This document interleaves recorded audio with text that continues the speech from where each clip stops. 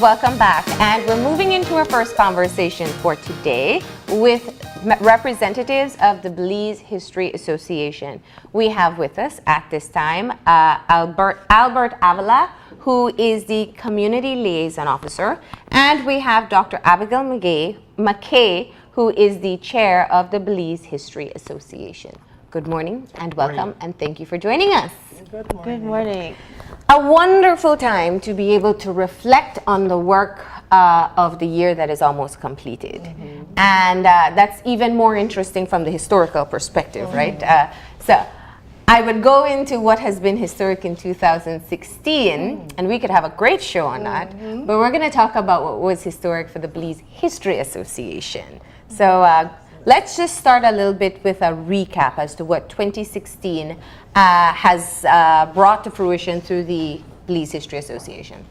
Thank you, Marlene. As part of the histories myself, I was elected earlier this year at the beginning of February as the second part of the second executive of the History Association. Okay. The History Association was established in 2014, and the first board had Mr. Humphreys as the chair. And so when we had an election in 2016, it's a 2-year term, I was elected as the chair of the History Association. Albert is a member, and one of the things I like to say, an active member. As long as you're registered with the History Association, you're considered an active member. All Belizeans, regardless of where you are, in country, out of country, you are a member of the History Association. But today, as we're coming to the close of 2016, we are excited to launch our electronic newsletter. And so the days are winding down, and we wanted to be sure we encourage Belizeans at home and abroad to take a look at our Facebook page, our web page, and check out the articles in the newsletter. And they're linked to the work that Albert actually does. Yes. And they're linked to the upcoming segment that you're having, because we feature the Christmas Bram, the traditions. We talked a little bit about the Downtown Rejuvenation Project and some of the things that have been happening there, because all of these things are related to history, cultural and otherwise. There has been quite a bit, and we've had you on the show earlier this year, and we had some great conversations about recognizing our role as individual Belizeans in contributing towards recording history and passing on the history. I want to talk about some of the specific activities that you were able to do this year. One of them, and it's recapping the same conversation I just referenced, was the oral history component. Yes. Being able to speak with persons who have experienced anything within the country and documenting and passing on. Yeah. Let's talk about where we are in that process and how you sustain something like that. That is actually, thank you, Marlene, and I'm glad to say that the last time we had that conversation, we got you excited about the possibility of talking to your elders in your family to get some of the history from them. And indeed, the History Association has decided that over the course of the next several years, we are going to focus on oral history, because we want to be sure that we recognize and capture our elders' contributions and the knowledge that was passed on to them by their elders. We could easily contain in a grandmother or grandfather 200 years of history. And so that is one of the things we're saying, that we will dedicate time emphasizing on oral history. And in fact, we're setting up a curriculum so that anybody can get the basic training. We started it last year, actually, last December 2015. There was some training for a first set of BHA members, and that has moved into actually doing an oral history project where we're focusing in Georgetown, in the Stand Creek district.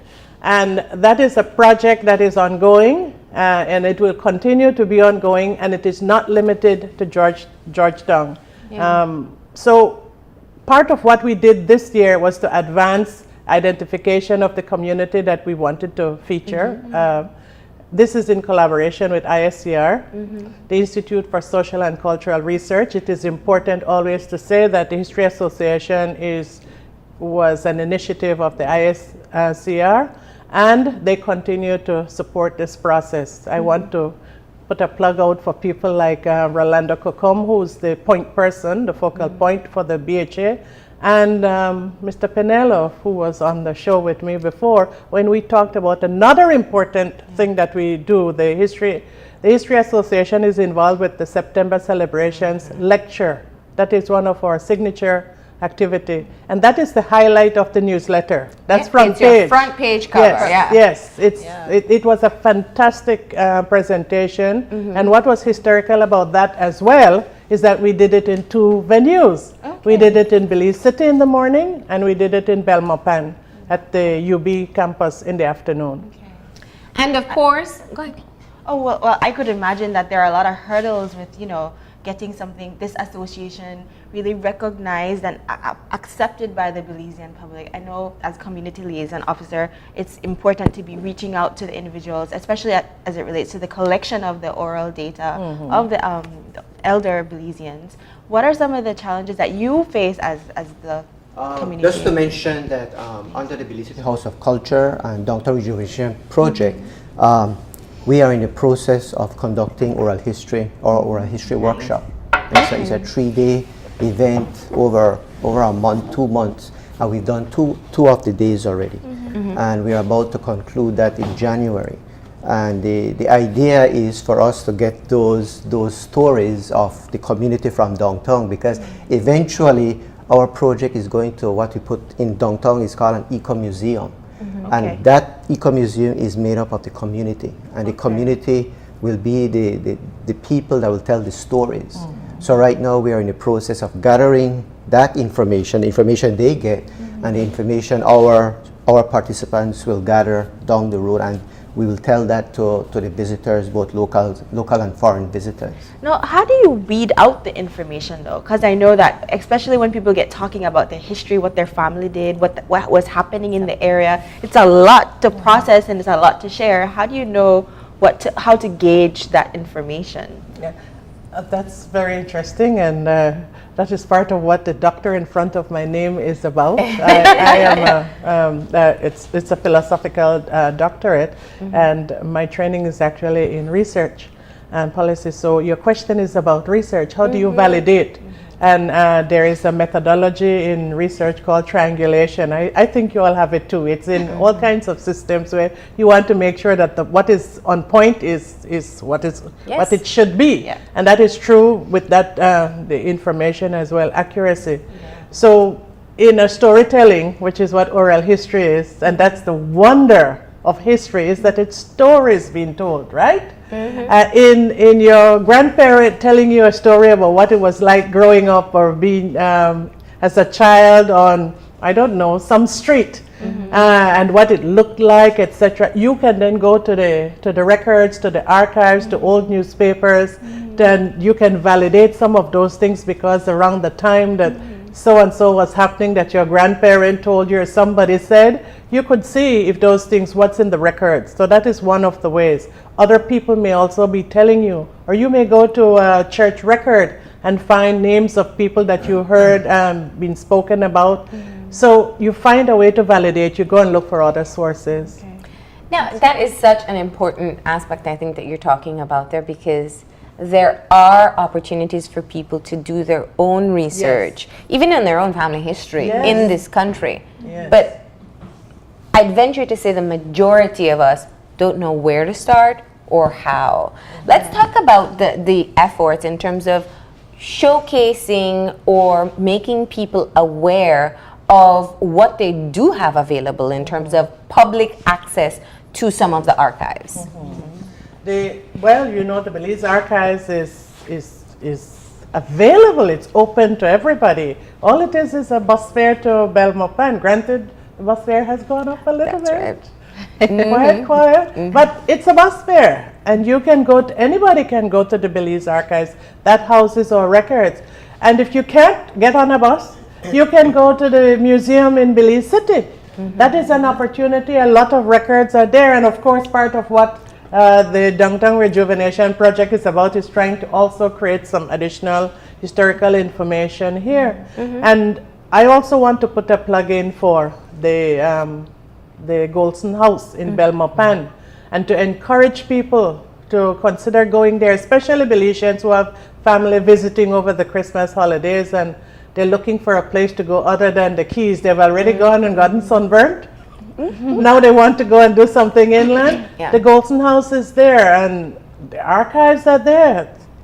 So there are places and spaces that we can find. And then there are documents. We are trying to see how we can encourage libraries to have access to materials. We are going to have print copies of this of the newsletter in early January, and we are going to make sure that every library gets a copy or two, so that this information is available to students at home. And people can also get it online. Thank you. Yes. The Which Facebook, the web page, it's electronically available. It's beautiful. It's really a beautiful piece of work. Now, putting together your first newsletter, obviously, you said you decided to highlight the lecture that was held in 2016. Very significant. Just recently, you're talking about publishing even more data when it comes to the Spanish version of what we know as the St. George's Key battle. How has that been a catalyst in terms of getting more persons engaged in the History Association, in looking at research into Belize's history since September? Well, we got very excellent reaction.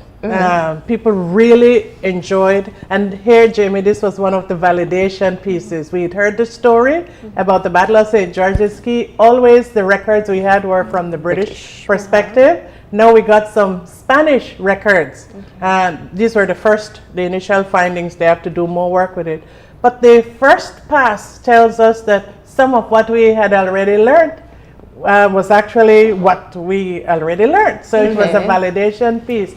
But the excitement that came out of it and the feedback was fantastic. It's the storytelling that needs to continue. So we need to engage more Belizeans to become active members, because the more we have people who can pass on the information, even if it's to say, go to the outreach session that is happening at Battlefield Park or somewhere. The next one? January 14th. So that's one of the places.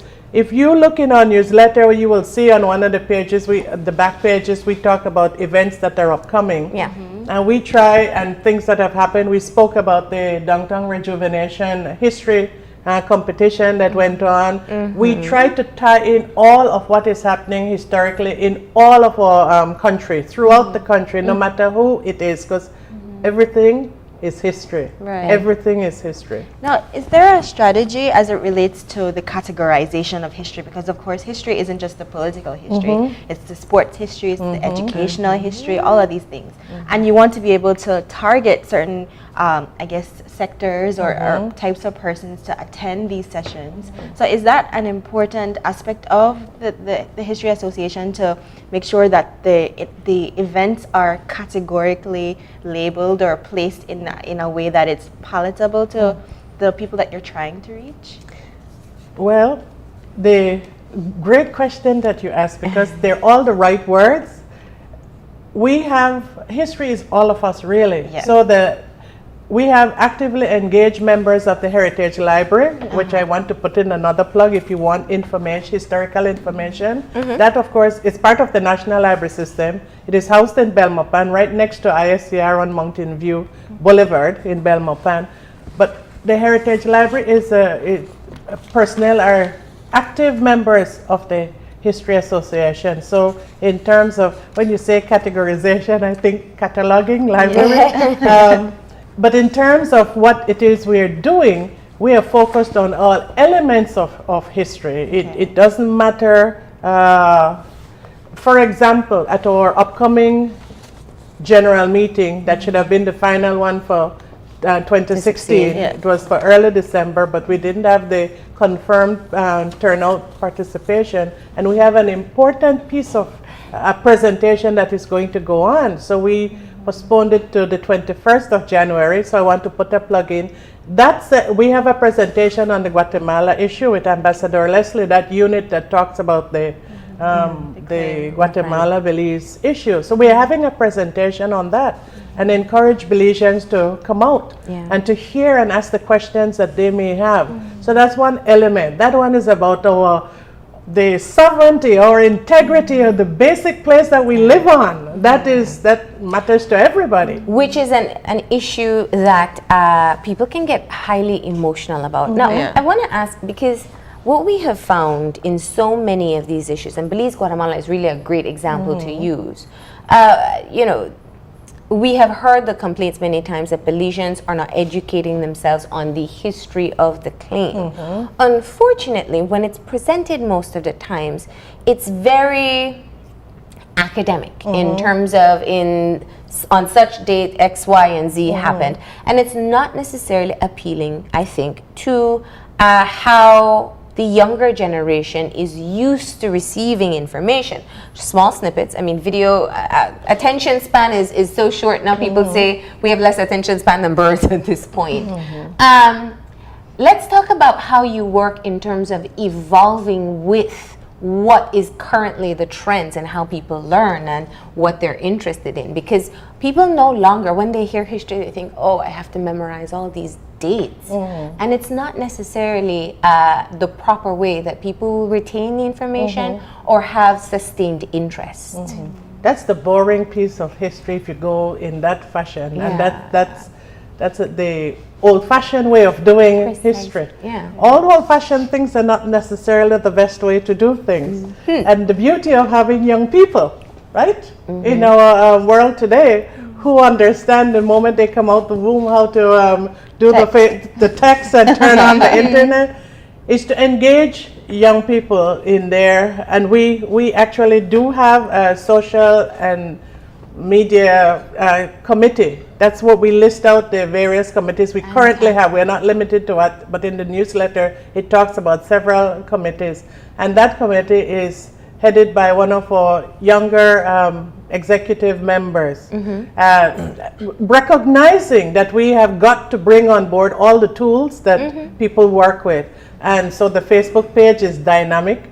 Again, kudos to Rolando, a young person, I have so much admiration for the work that he does, and I tell him all the time.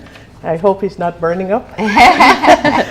But we use the expertise and the skills that are around us with the different segments of the population. We also know everybody loves a story. And so history is story. It is storytelling. It is the past that you're sharing in the present to preserve for the future and to pass on. And so for us, from our perspective, is to tell the story.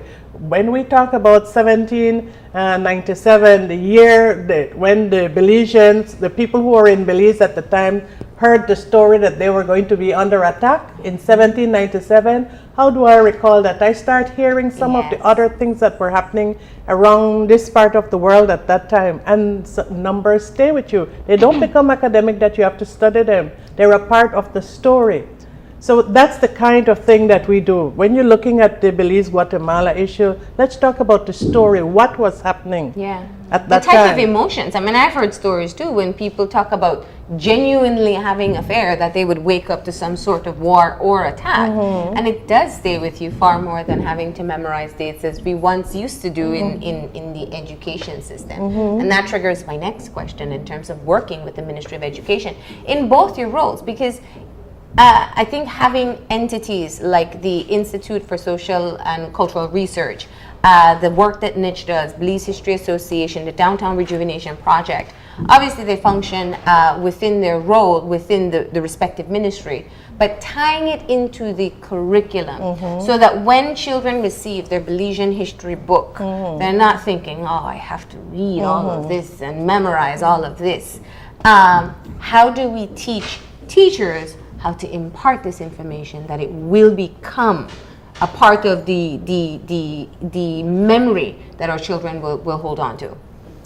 I think how we could do that is, as part of the Downtown Rejuvenation Project, one of the key areas, the key sites that we'll have will be the House of Culture property. Yes. And what we want to do is we want to change the whole of that house, where that house used to be for 202 years an exclusive place only for a certain class of people. We want to open it to everybody. We want it to be inclusive. And as part of that, we will have a new House of Culture. We're going to renovate the old House of Culture, and those buildings will have areas where people could come and learn dancing, drumming, all kind of things. And so we want to invite people to come there. So as they pass through there, they could actually experience it. So it's not so much where they'll be learning things in the classroom anymore, but they will learn things by coming to the property and experiencing. We want it to be interactive, and we want it to be immersive. We want it to deal with all the five senses. When you start dealing with all the five senses, people remember it more. So on January 14th, we're going to have our community outreach. We're inviting the community to come out. We're going to have free food, we're going to have entertainment, and while they're there, we want to immerse them into the history of that property and to let them know that this is for all of us. This is not just for a certain group of people. And I think that's how we'll be able to impact with the younger generation, letting them just come there and experience that history.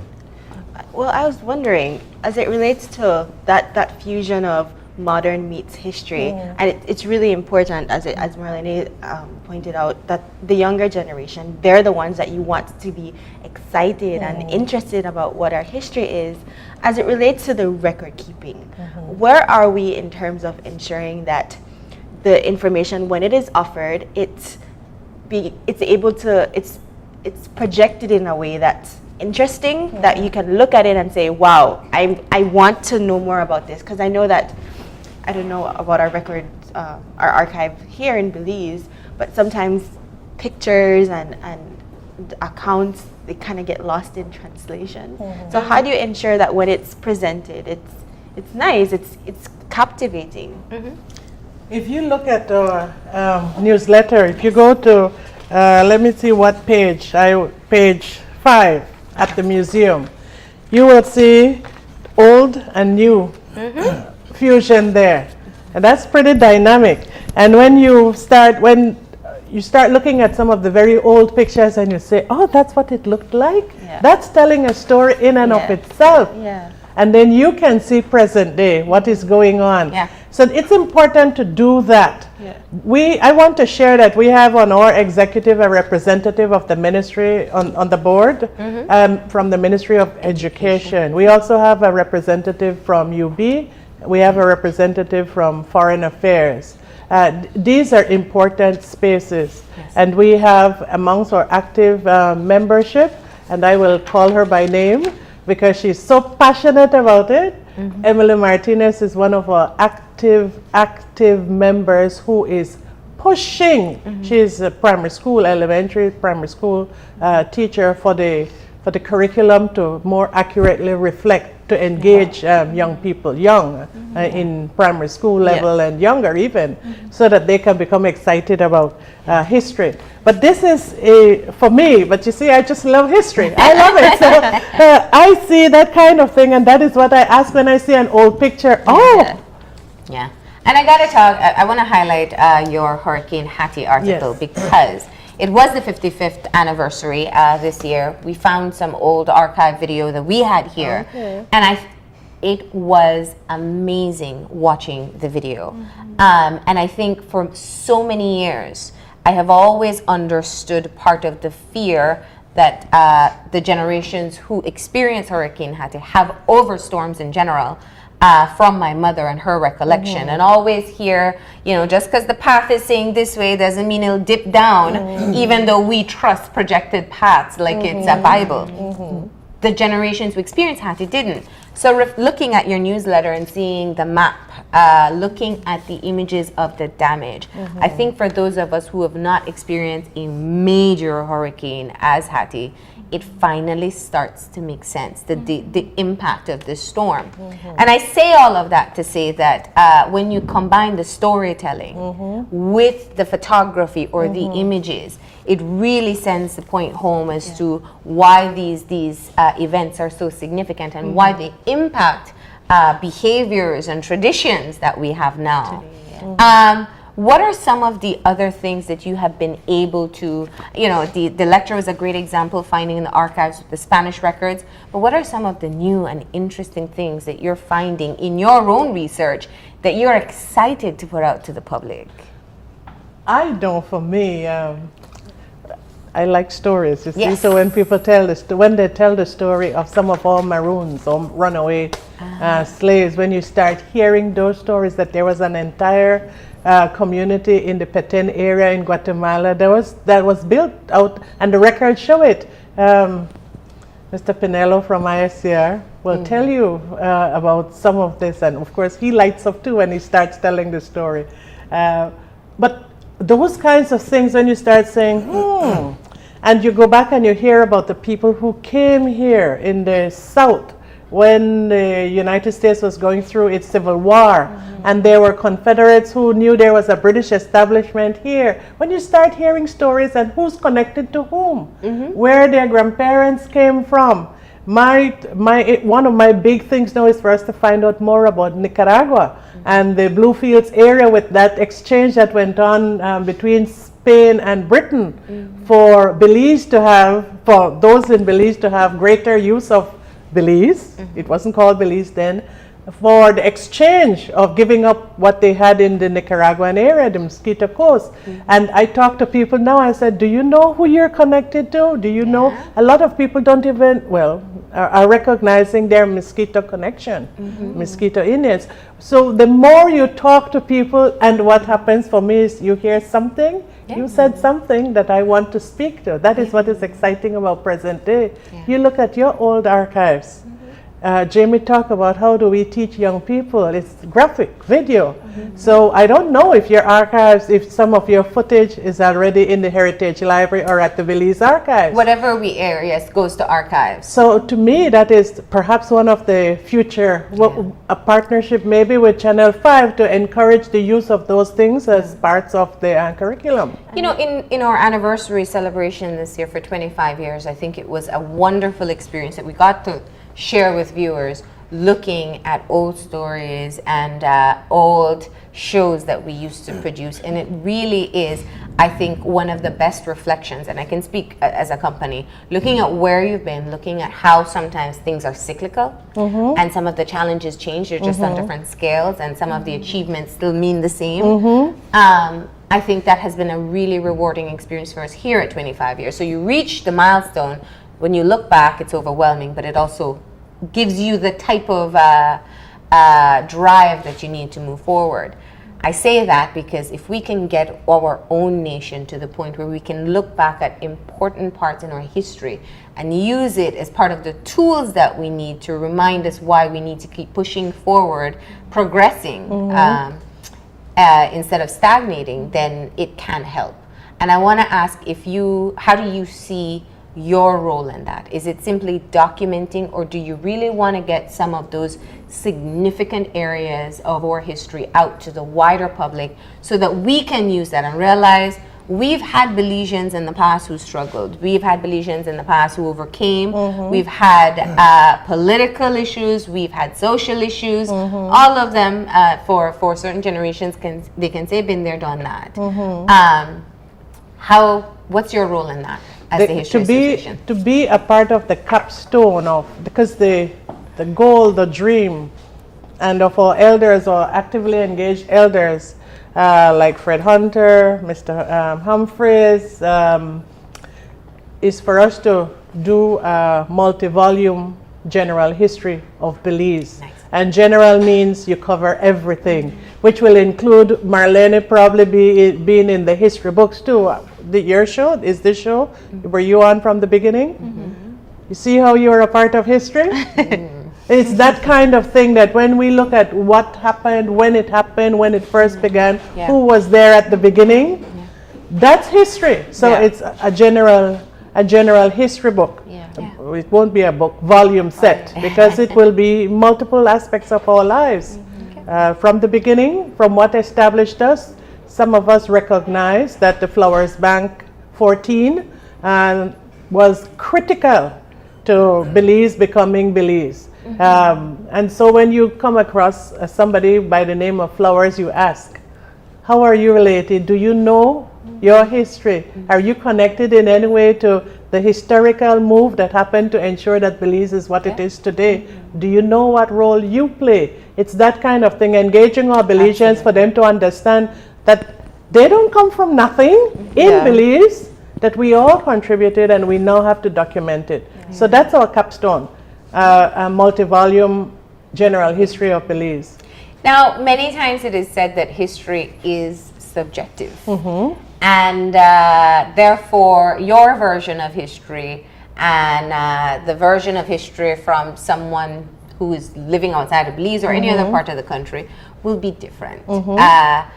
Now, how do you ensure that what is documented is as authentic as it can possibly be? Because there's only so much you can validate. How do you ensure that? I'll share a little example of how we're doing it right now. As we were doing the articles for this newsletter, we have a wonderful article that we were going to include. And as we looked more critically, because we go through looking at everything and there's still errors because we're human beings, but critically looking at everything in terms of sourcing, in terms of validating, this newsletter took many, many months. Of course, we're also new at it. We'll get better as we get experience. But we took out one article because we need to have the referencing better documented, if you will. So we're going to put it in a future newsletter, but we want to make sure that we provide all the accurate or the historical referencing or the scientific referencing. Right now we have more the oral history type of referencing in it. So that's a small example of what we're about. It is a serious business. We're a part of the Institute of Social and Cultural Research. We're a part of what works in any country. So we are utilizing international global standards that we can sit with anybody at the table. So we have to do it properly. I think that the catalyst that will encourage Belizeans to be interested in the movement that the BHA is encouraging is that conversation. But with conversations, it's about asking really good questions as well. How do you encourage the community to ask the right questions? And I ask this because I've always been curious about my last name. We're the only ones in this entire country with the last name Rock. And when I went to Barbados for the first time for university, everybody there named Rock. And so I asked my dad, because I don't have grandparents. I grew up never having grandparents. And so I asked my dad, where did our last name come from? So how do you encourage persons to ask the right questions? Yes, it is. Earlier this year, as part of the awareness of the Downtown Rejuvenation Project, I visited a lot of the primary schools, high schools and primary schools, doing presentations, talking about what we want to do, how we want to do, where it's going to be done. And a part of the Downtown Rejuvenation Project is highlighting all the historical sites in downtown Belize City. We have like maybe 20 of them. People don't even know about them. That's right. All of them on Albert Street and Regent Street and Yarborough. But when you start telling the students about where these things are, it's amazing. Many of them don't know it. And when you start telling them about it, you see their eyes open and you see that you get their interest and they want to learn more. When you tell them about the vaults that's in the Yarborough area, that all those little square things have dead people in there, they go, wow, they didn't know that, you know. And as you go along, you talk about Anglican Cathedral, the government house, the courthouse, where the first prison was. Then they start to realize that that little area in downtown Belize City that we know as downtown Belize City, maybe 100 acres, is so full of history. And once you start to delve into it, you realize how interesting it is. Once you start getting the details, right? And that's what we try to do with the young people, get their interest that way. Yeah, it's also great for the community, and I know we've spoken to the mayor quite a bit about that as well. If you recognize how historic it is where you live, it gives you a sense of pride as well in terms of maintenance and upkeep and just being able to show off, as we say. So yes, the vault is one. We once did a show from the vault. I was completely fascinated myself. I grew up in that area. Cannot believe it's been there the entire while, and we don't know the history. So let's round it off. I want to be able to close off just looking at what lies ahead for the Belize History Association. 2017, you've released your first newsletter, which means you have to have good content for the end of 2017 as well. We will have 3 issues of the newsletter. This year we only did 1, we just got started, but we ambitiously will shoot for 3 issues, so like around every 4 months. We have 3 general meetings happening next year. One is in January, the 21st, and one will be in July, and another one will be in December. We'll try to get ahead of Downtown Rejuvenation and the Christmas Bram and all these other things that happen that take people away from participating in our general meeting, or they will be so engaged that they'll say later for shopping. We will be doing the Georgetown oral history project in the community and a few others. We will be highlighting our houses of culture around Belize. We have quite a few of them, so we will promoting that. We will also be engaging in having a membership go to see some of our Mayan temples, our historical sites. Those are some of the activities that we have proposed for 2017, that you can get on a bus, that we're doing an excursion, going somewhere, and you enjoy. How do people become members? You simply let us know. I think there's a form online at our webpage. You can fill it out. Come to our meeting, fill out the form. It's $20 for membership if you are under 60 or 65, I think. Under 60. For 2 years, and the membership is a 2-year membership, so it's really $10 a year, and that contributes towards some of the promotional items that we are trying to do to share with children, share with visitors. We like gifts, even if it's candy. So that is what that does. Our next meeting, January 21st. Saturday, it's a Saturday. Being held where? In Belmopan. Again, you have to take that bus trip. And it's at the museum building on Mountain View Boulevard. That's where ISCR has its office. ISCR operates as a secretariat for the History Association. They are weaning us. They're being very good parents. They're not pushing us out too young, but they're weaning us. Which means you have to prepare for that. All right, and remember, you can find Belize History Association on Facebook? Yes. Facebook, Belize History Association, or on the web, and it's www.belizehistoryassociation.org. Our newsletter is there, so go check it out. Well, thank you very much for being here and telling us a bit about your highlights for 2016 and what we have to look forward to in 2017. Yes. Thank you. Thank you. Thank you. We're going to go ahead and take a break, and when we come back, we'll be talking about old-fashioned Christmas, so stay tuned.